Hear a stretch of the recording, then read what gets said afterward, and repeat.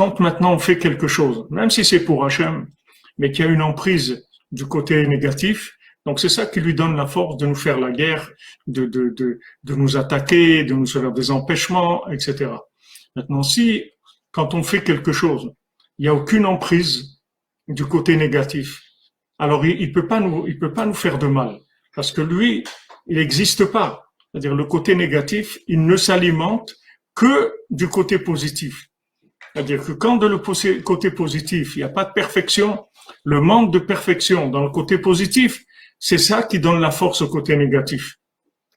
Donc si maintenant, quand on fait quelque chose de positif, on le fait de façon parfaite, il n'y a aucune emprise. C'est pour ça, comme on avait vu, que maintenant le Yetzer Hara, il a aucune emprise sur le tzaddik. On a vu Rabbeinu, il rentre dans la maison même du Yetzer Hara, on voit le marchand, il rentre chez le général, il peut rien lui faire, parce que dans sa vie, il lui donne aucune emprise.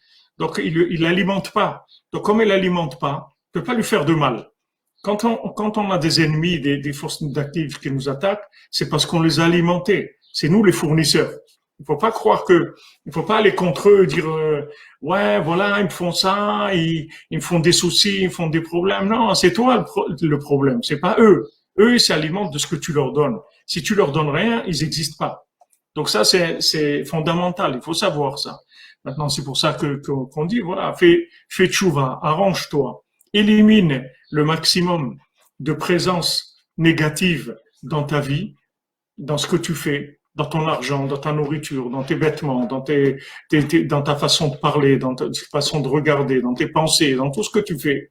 Élimine le négatif, et le négatif, il a aucun pouvoir sur toi, tu n'auras jamais d'ennemi, tu n'auras personne qui va te faire du mal.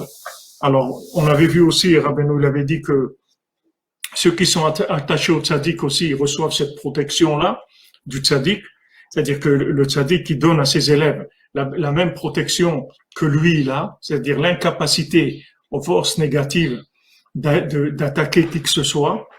Alors maintenant, si on voit que maintenant on connaît Rabbeinu, on est proche de Rabbeinu, et qu'on a quand même des soucis, des gens qui nous attaquent, soit maintenant c'est des choses qui sont très élevées, c'est de la marloquette très élevée comme sur Rabbeinu, sur Rabbi Nathan, c'est une marloquette c'est des disputes au niveau messianique, soit que dans le rapprochement du tzaddik, on est encore en retard et on a besoin de se rapprocher plus du tzaddik, d'avoir plus de Mouna.